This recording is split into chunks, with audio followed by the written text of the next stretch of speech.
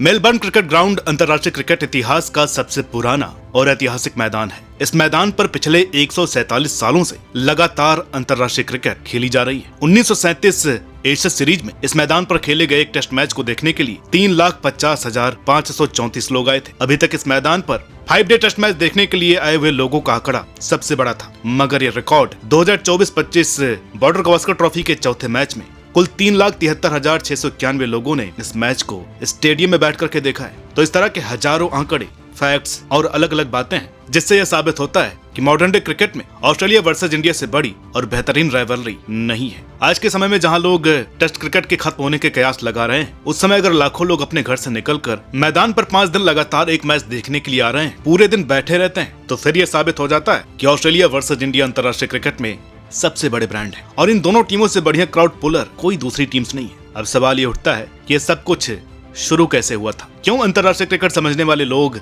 इन दो देशों के खेल और खिलाड़ियों को इतना पसंद करते हैं? और आखिर कैसे बॉर्डर गावस्कर ट्रॉफी नाम का यह टूर्नामेंट, जो आज से 30 साल पहले एग्जिस्ट ही नहीं करता था, वो आईसीसी टूर्नामेंट्स और एशेज सीरीज से भी बड़ा बन गया है। आज के इस वीडियो में हम आपको अंतर्राष्ट्रीय क्रिकेट में भारत और ऑस्ट्रेलिया के बीच प्रतिद्वंदिता की ये बेमिसाल कहानी शुरू से आखिर तक बताने वाले हैं। तो चलिए वीडियो शुरू करते हैं। साल 1947 में अपनी आजादी से पहले अंतर्राष्ट्रीय क्रिकेट में भारत ने अपने सभी मैच इंग्लैंड के खिलाफ ही खेले थे। अंतर्राष्ट्रीय क्रिकेट में अपने पहले 15 सालों के सफर में भारत ने 4 टेस्ट सीरीज में हिस्सा लिया था, जिसमें से 3 बार भारतीय टीम ने इंग्लैंड की धरती पर खेला था और 1 बार इंग्लिश टीम ने भारत का दौरा किया था। दूसरा विश्व युद्ध खत्म होने के बाद साल 1946 में लिंडसे हैसेट के नेतृत्व में एक ऑस्ट्रेलियाई टीम भारत आई थी। 3 मैचों की एक अनऑफिशियल टेस्ट सीरीज दोनों टीमों के बीच खेली गई और भारत ने 1-0 से इस टेस्ट सीरीज में जीत हासिल करके सभी को चौंका दिया था। इसके बाद हैसेट ने भारत और ऑस्ट्रेलिया के बीच ऑफिशियल टेस्ट सीरीज ऑर्गेनाइज करवाने का अपना विचार ऑस्ट्रेलियन क्रिकेट अथॉरिटीज तक पहुंचाया और हैसेट की इस बात को मान करके तय किया गया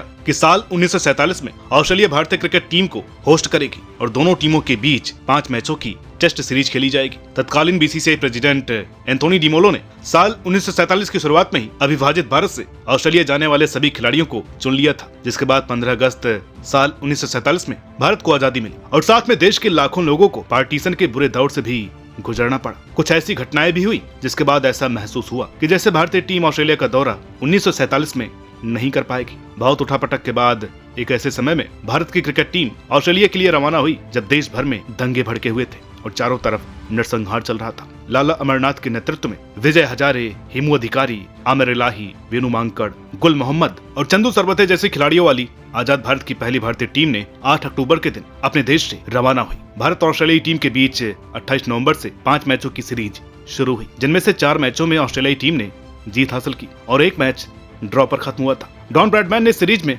भारत के खिलाफ 178 की अविश्वसनीय एवरेज से 715 रन बनाए थे और रे लिंडवाल ने सीरीज में 18 विकेट लिए थे। भारत की तरफ से विजय हजारे ने सबसे ज्यादा 429 रन बनाए थे और लाला अमरनाथ ने 13 विकेट लिए थे। सीरीज का दूसरा मैच सिडनी क्रिकेट ग्राउंड पर खेला गया था और इस मैच में पहली बार मीनू मांकड़ ने गेंदबाजी करते हुए नॉन स्ट्राइक एंड पर खड़े बिल ब्राउन को क्रीज से बाहर निकलने पर आउट कर दिया था और तब से लेकर के अभी तक वीनू मांकड़ के नाम पर इस तरह के इंसिडेंट को क्रिकेट में मांकड़िंग कहा जाता है। ऑस्ट्रेलिया और भारत के बीच पहली टेस्ट सीरीज में टीम को शाबाशी मिली। डॉन ब्रैडमैन ने अमरनाथ की कप्तानी को सराहा और कुछ बेहतरीन रिकॉर्ड भी विजय हजारे और वीनू मांकड़ जैसे खिलाड़ियों ने हासिल की और इस सीरीज के आसपास भी जो कुछ घटित हुआ था, उन सभी घटनाओं के कारण ये सीरीज बहुत ही दिलचस्प रही थी।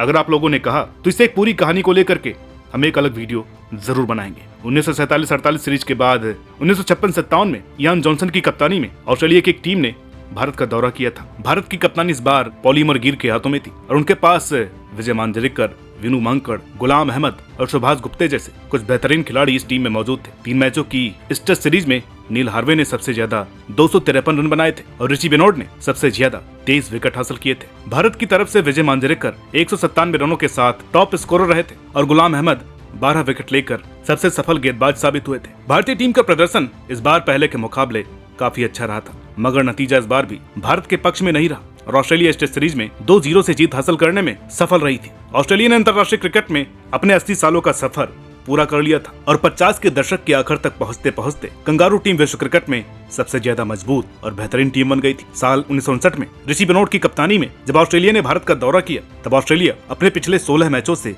अजेय बनी हुई थी। ऑस्ट्रेलिया अपने सबसे बड़े राइवल इंग्लैंड और दक्षिण अफ्रीका को हराकर भारत पहुंची थी। दूसरी तरफ भारतीय टीम को अपने पिछले 13 मैचों में एक भी जीत हासिल नहीं हुई थी और ये देश क्रिकेट के खेल में हर क्षेत्र में स्ट्रगल कर रहा था। भले ही बात कप्तानी की करें या बल्लेबाजों के खराब प्रदर्शन की या फिर गेंदबाजों की कमी और खराब फील्डिंग भी भारत के लिए क्रिकेट में बहुत बड़ी मुसीबत बन गई थी। इस तरह की स्थिति में गुलाब राय रामचंद्र के नेतृत्व में भारत और ऑस्ट्रेलिया के बीच 5 मैचों की टेस्ट सीरीज 12 दिसंबर 1959 से शुरू हुई थी। पहला मैच इनिंग और 127 रनों के बड़े अंतर से हारने के बाद भारत ने दूसरे टेस्ट मैच में बेहतरीन कमबैक किया और 119 रनों से यह मैच जीत लिया। भारत की तरफ से बाबूनाथ करड़ी, जसूभाई पटेल, नारी कॉन्ट्रैक्टर, रामनाथ केनी और पोलीमर गिर ने लाजवाब प्रदर्शन किया था। ऑस्ट्रेलियाई टीम अपनी पहली पारी में महज 219 रनों पर आउट हो गई थी और जसूभाई पटेल ने इस पारी में अकेले 9 विकेट हासिल किए थे। दूसरी पारी में ऑस्ट्रेलिया 105 रन ही बना पाया था। जसूभाई पटेल ने सीरीज में 19 विकेट हासिल किए थे और इनमें से 14 विकेट उन्होंने दूसरे मैच में ही हासिल कर लिए थे और इस बेहतरीन प्रदर्शन की बदौलत भारतीय टीम पहली बार टेस्ट क्रिकेट में ऑस्ट्रेलिया को हराने में कामयाब हुई थी। इसके बाद तीसरा और 5वां मैच ड्रॉ पर खत्म हुआ और चौथे मैच में ऑस्ट्रेलिया को जीत हासिल हुई और इस तरह से लगातार तीसरी बार कंगारू टीम के खिलाफ भारत को टेस्ट सीरीज में हार का सामना करना पड़ा था। अक्टूबर साल 1964 में टाइगर पटौदी की कप्तानी में भारत ने ऑस्ट्रेलिया के खिलाफ 3 मैचों की एक टेस्ट सीरीज खेली, जिसमें पहला मैच ऑस्ट्रेलिया ने जीता तो दूसरा मैच भारत 2 विकेट से जीतने में सफल रहा। इसके बाद तीसरा मैच बारिश की वजह से ड्रॉ रहा था। अपने घर पर भारत ने खुद को ऑस्ट्रेलिया के खिलाफ बेहतरीन टीम साबित कर लिया था। लगातार 2 सीरीज में 2 मैच जीतकर भारत ने ऑस्ट्रेलिया और इंडिया क्रिकेट सीरीज को दर्शकों के लिए भी रोमांचक बना दिया था। भारत क्रिकेट के खेल में लगातार बेहतर बनने की कोशिश कर रहा था और अपनी बेहतर बनती स्थिति को पक्का करने के लिए 1967-68 में भारतीय टीम ने 20 सालों बाद ऑस्ट्रेलिया का दौरा किया। बॉब सिम्पसन और बिल लैरी ने सीरीज में ऑस्ट्रेलियाई टीम की कमान संभाली तो दूसरी तरफ नवाब पटौदी और चंदू बोर्डे ने भारतीय टीम को लीड किया था। भारतीय टीम ऑस्ट्रेलिया में अपना खाता खोलने की उम्मीद लेकर एक बेहतरीन टीम के साथ ऑस्ट्रेलिया पहुंची थी और दूसरे टेस्ट मैच को छोड़कर बाकी सभी मैचों में टीम ने अच्छा प्रदर्शन भी किया था, अच्छा खेल भी दिखाया था, मगर अनुभव, आंकड़े और होम कंडीशंस दोनों में ऑस्ट्रेलिया का पलड़ा भारी था, जिसकी बदौलत ऑस्ट्रेलिया सीरीज के 4 मैच जीतने में कामयाब रही थी। 1969 में एक बार फिर ऑस्ट्रेलिया ने भारत का दौरा किया और 5 मैचों की टेस्ट सीरीज खेली। बिल लॉरी और नवाब पटौदी अपनी टीमों को लीड कर रहे थे। सीरीज का नतीजा इस बार भी 3-1 के अंतर से ऑस्ट्रेलिया की तरफ ही रहा, मगर फिर भी यह सीरीज 2 मायनों में भारत के लिए बहुत ही खास रही। इस सीरीज का तीसरा मैच दिल्ली के फिरोज शाह कोटला स्टेडियम पर खेला गया था और भारत की धरती पर खेला गया यह पहला टेस्ट मैच था जिसका लाइव टेलीकास्ट टेलीविजन पर हुआ था। सोने पर सुहागा वाली बात यह रही कि सीरीज में भारत को इस मैच में जीत हासिल हुई थी। इस सीरीज के पहले मैच को 40,000 दर्शकों ने ब्रिस्बेन स्टेडियम में बैठ करके देखा था। महेंद्र अमरनाथ और गुंडप्पा विश्वनाथ ने भारत के लिए टेस्ट क्रिकेट में इस सीरीज के अलग अलग मैचों में अपना डेब्यू किया था और सीरीज के तीसरे मैच में भारत ने ऑस्ट्रेलिया को 107 रनों पर ऑल आउट कर दिया था और इस तरह से यह सीरीज आने वाले भविष्य के बारे में बहुत कुछ संकेत देते हुए ऑस्ट्रेलिया की जीत के साथ खत्म हो गई थी। एक और बात जो इस सीरीज को भारत और ऑस्ट्रेलिया के क्रिकेट राइवलरी में ऐतिहासिक बनाती है वो ये है कि इस टेस्ट सीरीज के बाद भारत की धरती पर ऑस्ट्रेलिया अगले लगभग 35 सालों तक कोई भी टेस्ट सीरीज जीतने में कामयाब नहीं हुआ था। इस सीरीज के बाद भारत ने विदेशी धरती पर लगातार इंग्लैंड और वेस्टइंडीज को साल 1971 में हराया। 1976 में भारत ने ऐतिहासिक रन चेज करते हुए वेस्टइंडीज में जीत हासिल करी और अब ऐसा लग रहा था जैसे भारत की टीम ऑस्ट्रेलिया को भी हराने का अपना सपना पूरा कर सकती है। यह एक बहुत ही अच्छा मौका था और इसलिए 1977-78 में भारत ने बिशन सिंह बेदी की कप्तानी में 5 मैचों की टेस्ट सीरीज खेलने के लिए ऑस्ट्रेलिया का दौरा किया। भारत ने सीरीज में अपनी ख्याति के मुताबिक बेहतरीन प्रदर्शन किया। इस सीरीज में बिशन सिंह बेदी ने 31 विकेट हासिल किए थे और गुंडप्पा विश्वनाथ ने शानदार 473 रन बनाए थे और इसके अलावा इस सीरीज के दूसरे मैच में भारत ने ऑस्ट्रेलिया के खिलाफ पहली बार एक पारी में 400 रनों का आंकड़ा पार किया था। पहला मैच महज 16 रनों से हारने के बाद भारत दूसरे मैच में जीत के काफी करीब पहुंच गया था, मगर 2 विकेट हासिल करने में सफल नहीं हुआ, जिसके बाद तीसरे मैच में भारतीय टीम ने ऑस्ट्रेलिया को 222 रनों से हराकर ऑस्ट्रेलियाई धरती पर अपना पहला टेस्ट मैच जीतने में सफलता हासिल की थी। मेलबर्न क्रिकेट ग्राउंड पर सुनील गावस्कर ने शतकीय पारी खेली और चंद्रशेखर ने शानदार 12 विकेट हासिल किए थे। बिशन सिंह बेदी ने भी इस मैच में अच्छा प्रदर्शन किया था। इसका परिणाम यह हुआ कि ऑस्ट्रेलिया इस मैच में अपनी दोनों पारियों में जोड़कर सिर्फ 100 ओवर ही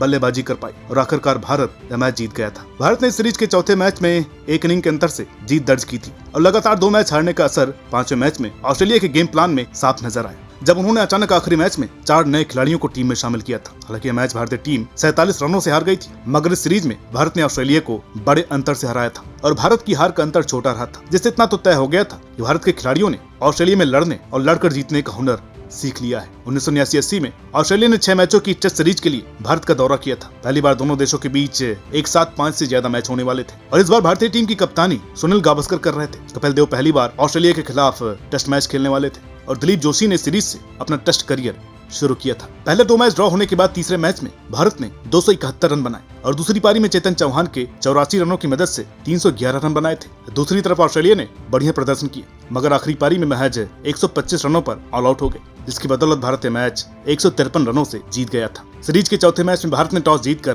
पहले बल्लेबाजी करते हुए पहली पारी में सुनील गावस्कर, गुंडप्पा विश्वनाथ और चेतन चौहान की शतकीय पारियों की बदौलत 510 रन बनाए थे और ऑस्ट्रेलिया को फॉलो ऑन लेने के लिए उतरना पड़ा था। हालांकि आखिर में यह मैच ड्रॉ हो गया था। छठे मैच में भारत ने एक बार फिर से पहले बल्लेबाजी करते हुए 458 रन बना ली, जिसमें सुनील गावस्कर और किरमानी ने शतकीय पारियां खेली थी और आखिर में करसन घावरी ने शानदार 86 रन बनाए थे। ऑस्ट्रेलिया अपनी पहली पारी में महज 160 रन बना पाई। फॉलो ऑन करते हुए दूसरी पारी में भी ऑस्ट्रेलिया ज्यादा कुछ नहीं कर पाई और 198 रनों पर ही सिमट गई। इस तरह मैच कपिल देव, शिवलाल यादव और दिलीप दोषी की शानदार गेंदबाजी की बदौलत भारत ने जीतकर ऑस्ट्रेलिया के खिलाफ पहली बार सीरीज जीतने में सफलता हासिल की थी। आगे साल 1980 से लेकर साल 1986 तक 3 बार ये दोनों देश टेस्ट क्रिकेट में आमने सामने आए और तीनों बार सीरीज ड्रॉ पर खत्म हुई थी। इन तीनों सीरीज में जोड़कर कुल 9 मैच खेले गए थे, जिनमें से सिर्फ 2 मैच ही हार और जीत पर खत्म हुए थे। बाकी 6 मैच ड्रॉ रहे थे और 1 मैच टाई रहा था। टेस्ट क्रिकेट इतिहास में दूसरी बार साल 1986 में एक टेस्ट मैच टाई रहा था। भारत के चिदंबरम स्टेडियम पर सीरीज का पहला मैच 18 सितंबर से शुरू हुआ था, जिसमें ऑस्ट्रेलिया ने पहले बल्लेबाजी करते हुए शानदार 574 रन बनाए थे, जिसमें डीन जोन्स के जबरदस्त 210 रनों की पारी शामिल थी।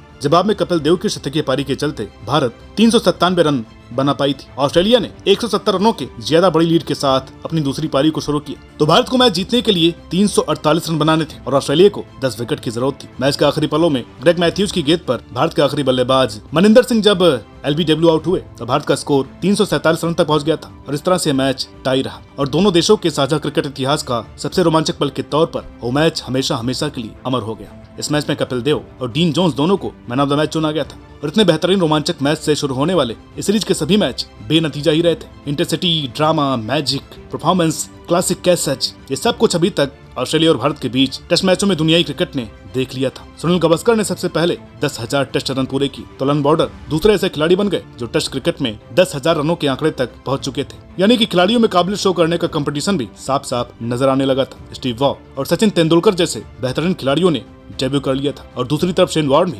अंतर्राष्ट्रीय क्रिकेट का दरवाजा खटखटा रहे थे। समय के साथ साथ भारत और ऑस्ट्रेलिया के बीच टेस्ट सीरीज एक अलग ही लेवल पर पहुंच चुका था और अब इस सीरीज को एक परंपरा में बदलना जरूरी हो गया था, जिससे कि दोनों देश और उनके खिलाड़ियों का शानदार खेल निश्चित अंतराल पर लगातार लोग देख सके। मगर उससे पहले एक आखिरी सीरीज के बारे में भी बात कर लेते हैं। साल 1991 में भारतीय टीम ऑस्ट्रेलिया दौरे पर गई। इस सीरीज में रिजल्ट भारत के पक्ष में नहीं रहा, मगर कुछ अद्भुत रिकॉर्ड्स और 2 पारियां ऐसी थी जिनका जिक्र आज भी लोग करते हैं। सीरीज के तीसरे मैच में रवि शास्त्री ने सिडनी क्रिकेट ग्राउंड पर 206 रनों की ऐतिहासिक पारी खेली थी और इसी मैच में महान शेन वॉर्न ने अपना टेस्ट डेब्यू किया था। रवि शास्त्री 206 के स्कोर पर वॉर्न की गेंद पर ही आउट हुए थे। सचिन तेंदुलकर ने इस मैच में 148 रन बनाए थे। सचिन तेंदुलकर ने अपना आगाज ऑस्ट्रेलिया में शानदार तरीके से कर दिया था, मगर 5वें मैच में जब पूरी टीम की बल्लेबाजी लड़खड़ा गई थी तब पर्थ की पिच पर सचिन ने जिस तरह से 114 रन बनाए थे वो पहले से ज्यादा अच्छा प्रदर्शन था, जिससे में दुनिया में लोगों ने मान लिया कि सचिन तेंदुलकर एक बेहतरीन बल्लेबाज बनने के काबिल है। ऑस्ट्रेलिया ने सीरीज का 5वां मैच 300 रनों से जीता था और इस मैच में कपिल देव 400 टेस्ट विकेट लेने वाले